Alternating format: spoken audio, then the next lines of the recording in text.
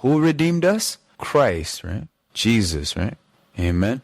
He has redeemed us from what? The cursed law, being made a curse for us. For it is written, cursed, right, is every man, everyone that hangeth on a tree. Who hung on the cross? Jesus Christ. Understand?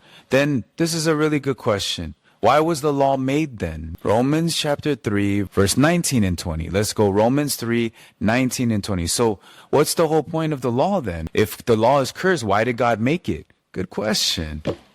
If the law is cursed, Johnny, why did God make the law? Got him. Let's go to Romans chapter 3, verse 19. I'm going to show you why it was made. Ready?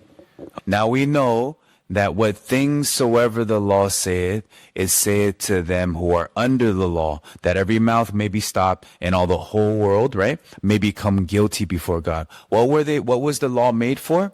Number one, it's made for those who are under the law. So that means there's people who are above the law and those who are under the law. So it's made for those who are under the law to stop your mouth, meaning stop people from talking and boasting and making everybody guilty. That's the first reason of the law. Romans 3, verse 20. Next verse, right? What does it say to us, right? Therefore, by the deeds of the law, there shall no flesh be justified in his sight. For by the law is the knowledge of sin. What does that mean?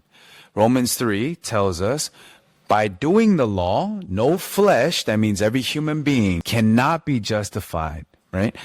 In his sight, God's sight. So if you stand in front of God trying to keep the law because you break them, right? You break when you break them all. James 2, verse 10 to 12, right? Tells us essentially you break when you break them all. So you cannot be justified by the law. So then what's the main purpose here of the law? For by the law is the knowledge of sin.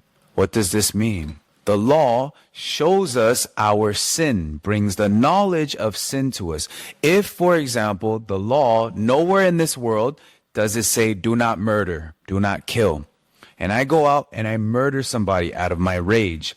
How would I know I committed crime or committed sin? I wouldn't. Do you understand? Because there's no law. I would just think everything is fine. Even Hitler himself thought he was a good person. We all think we're good, but when we stand in front of the law, that's when we become guilty, dirty, evil sinners, and we start to have the knowledge and the recognizing of our sin. That's why he created it. Amen.